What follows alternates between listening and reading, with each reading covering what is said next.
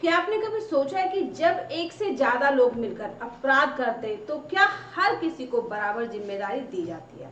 आज हम जानेंगे कैसे भारतीय दंड संहिता की धारा 19 एक ही साझा मनोभावना के आधार पर हर एक अपराधी को उस अपराध का पूरा जिम्मेदार ठहराती है, चाहे उसका योगदान छोटा ही क्यों ना हो।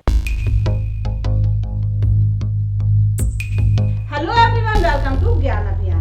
आज हम बात करेंगे भारतीय दंड संहिता की धारा 19 के बारे में। यह धारा उस कानूनी सिद्धांत से संबंधित है जो एक से अधिक व्यक्ति द्वारा एक साथ किए गए अपराध में हर एक की समान जिम्मेदारी निर्धारित करती है। इस वीडियो की शुरुआत में हम धारा का मूल उद्देश्य, इतिहास पर एक नजर डालेंगे और इसके कानूनी पहलुओं पर गौर करेंगे। आईपीसी की धारा 19 का मूल उद्देश्य। भारतीय दंड संहिता में कुछ धारा इस बात पर जोर देती है कि जब दो या दो से अधिक व्यक्ति एक साथ मिलकर अपराध करते हैं तो उनके बीच की साझा मानसिकता और उद्देश्य को ध्यान में रखते हुए हर एक को समान जिम्मेदारी दी जाती है।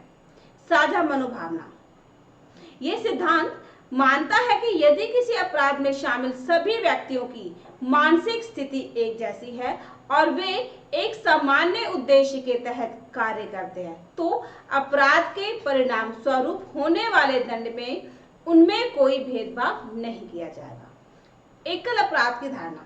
इस धारा के अनुसार भले ही अपराध में कई लोग शामिल हों, न्याय व्यवस्था हर एक अपराधी को ऐसे अपराध का ही जिम्मेदार मानती है मानो उसने अकेले ही वह अपराध अंजाम दिया हो। कानूनी विश्लेषण और व्याख्या। कानूनी परिभाषा और शब्दार्थ। धारा 19 का मूल पाठ यह बताता है कि जब कोई अपराध दो या दो से अधिक व्यक्तियों द्वारा साझा मनोभावना के तहत किया जाता है तो उनमें से प्रत्येक अपराध के लिए पूर्ण रूप से जिम्मेदार होता है। शब्दों का अर्थ। साझा मनोभावना। अपराध उस समय सभी अपराधियों के दिमाग में एक ही योजना या उद्देश्य होना। एकल उत्तरदायित्व। इसमें कोई भेदभाव नहीं किया जाता कि इस अपराध किसने किस तरह से अंजाम दिया, सभी को समान दंड का सामना करना पड़ता है। न्यायिक दृष्टिकोण। न्यायालयों में इस धारा की व्याख्या करते समय यह देखा गया कि अपराध में शामिल व्यक्तियों के बीच पूर्व सहमति, आपसी समझ और एक समान योजना होना आवश्यक है। महत्वपूर्ण बिंदु। यदि किसी अपराध में किसी का योगदान मामूली हो लेकिन साझा उद्देश्य का हिस्सा हो तो उसे भी अपराधी माना जाता है। न्यायिक निर्णयों में यह सिद्ध हुआ है कि समूह में कार्य करते समय समूह के हर सदस्य की मनोभावना और योगदान की जांच करना अनिवार्य होता है। महत्वपूर्ण न्यायिक निर्णय और केस स्टडीज। न्यायालय के उदाहरण। कुछ सुप्रीम कोर्ट के फैसले में इस सिद्धांत को लागू करते हुए कहा गया कि अपराध के दौरान शामिल हर एक व्यक्ति के मनोभावों का निरीक्षण करना जरूरी है। उदाहरण के तौर पर एक समूह द्वारा की गई डकैती के मामले में यदि सभी ने मिलकर योजना बनाई और कार्य अंजाम दिया तो अपराध में शामिल हर व्यक्ति को समान दंड दिया गया। कैसे लागू होता है? न्यायालय में यह देखा जाता है कि क्या अभियुक्तों के बीच स्पष्ट रूप से योजना समझदारी थी या नहीं। यदि पाया जाता है कि सभी ने साझा मनोभाव के तहत अपराध किया है तो निष्पक्षता बनाए रखते हुए सभी को एक समान जिम्मेदार ठहराया जाता है। Case study. मान लीजिए कि डकैती का मामला है जहां पे 4 लोग मिलकर एक दुकान पर हमला करते हैं। यदि यह सिद्ध होता है कि चारों ने पहले से योजना बनाई थी और हर किसी ने उस योजना में भाग लिया तो चाहे किसी का योगदान अन्य की तुलना में कम हो, सभी को अपराध में समान रूप से दोषी माना जाएगा।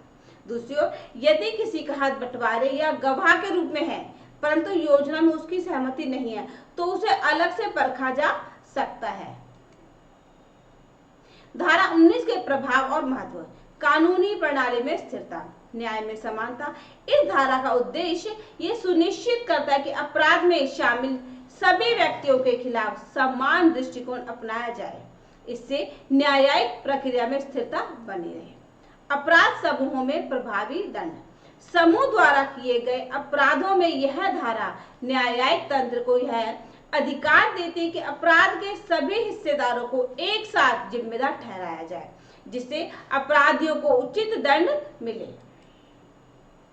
सामाजिक संदेश, जिम्मेदारी का बोध। यह धारा समाज को यह संदेश देती कि अपराध में शामिल होने का परिणाम सिर्फ व्यक्तिगत नहीं होता, बल्कि समूह में शामिल हर व्यक्ति को भुगतना पड़ता है। अपराध निवारण। समूह में अपराध करने से व्यक्ति अपने साथियों के साथ साथ अपने आप को भी जोखिम में डालता है, जो अपराध रोकथाम में सहायक सिद्ध होता है। अब हम कुछ बहुविकल्पी प्रश्न करेंगे और जानेंगे कि हमने कितना सीखा। आईपीसी की धारा 19 किस सिद्धांत पर आधारित है? इसका सही जवाब है ऑप्शन बी, साझा मनोभावना। धारा 19 के अनुसार समूह में अपराध करते समय अगर किसी सदस्यों की मनोभावना एक समान हो तो उन्हें कैसे माना जाता है? इसका सही जवाब है ऑप्शन सी, सभी को एक ही अपराधी और समान दंड का पात्र माना जाएगा। निम्नलिखित में से कौन सा कथन धारा 19 का सही वर्णन करता है? इसका सही जवाब है ऑप्शन सी, समूह में शामिल हर व्यक्ति को साझा मनोभाव के आधार पर एक ही अपराधी माना जाता है। यदि किसी समूह में से किसी का योगदान मामूली हो, फिर भी यदि उसकी सहमति और योजना का हिस्सा है तो उसे क्या माना जाएगा? इसका सही जवाब है ऑप्शन सी, समान रूप से दोषी। धारा 19 में साझा मनोभाव शब्द से तात्पर्य है। इसका सही जवाब है ऑप्शन बी, अपराध करते समय सभी के दिमाग में समान योजना और उद्देश्य का होना। न्यायालय द्वारा धारा 19 की व्याख्या में क्या देखा जाता है? इसका सही जवाब है ऑप्शन बी, अपराध में शामिल सभी व्यक्तियों की मनोभावना और योजना। एक समूह द्वारा डकैती के मामले में अगर सभी ने पूर्व में योजना बनाई थी तो न्यायालय किस आधार पर फैसला करेगा? इसका सही जवाब है ऑप्शन सी, साझा मनोभावना के आधार पर सभी को समान रूप से दोषी मानकर। निम्नलिखित में से किस स्थिति में धारा 19 का प्रयोग नहीं किया जा सकता? इसका सही जवाब है ऑप्शन बी, जब कोई सदस्य केवल गवाह या सहायता प्रदान करने वाला हो परंतु योजना का हिस्सा ना हो। धारा 19 का मुख्य उद्देश्य न्यायिक प्रक्रिया में किस बात को सुनिश्चित करना है? इसका सही जवाब है ऑप्शन बी, अपराध में शामिल सभी व्यक्तियों के खिलाफ समान दृष्टिकोण अपनाना। निम्न में से कौन सा उदाहरण धारा 19 के सिद्धांत को सही ढंग से प्रदर्शित करता है? इसका सही जवाब है ऑप्शन बी, एक समूह में 4 लोगों ने मिलकर अपराध किया और भले ही किसी का योगदान कम था, सभी को समान दंड दिया गया। आज हमने विस्तार से समझा कि भारतीय दंड संहिता की धारा 19 का मुख्य उद्देश्य क्या है और यह कैसे कार्य करती है। हमने जाना कि साझा मनोभावना के सिद्धांत के तहत एक समूह द्वारा किए गए अपराध में हर सदस्य को एकल अपराधी की तरह जिम्मेदार ठहराया जाता है। यह न केवल न्यायिक प्रणाली में समानता और स्थिरता लाता है बल्कि समाज में अपराध निवारण का भी प्रभावी साधन है। तो अगर ये वीडियो आपको अच्छा लगा, पसंद आए तो इसे लाइक करें, शेयर करें और चैनल को सब्सक्राइब करना ना भूलें। बेल आइकन दबाएं ताकि हमारी अगली वीडियो की जानकारी आपको मिल सके। ये हमारा QR कोड है, इसको स्कैन करके आप अपने ज्ञान अभियान चैनल को सपोर्ट कर सकते हैं। तो मिलते हैं एक नए वीडियो में नई जानकारी के साथ, तब तक के लिए गुड।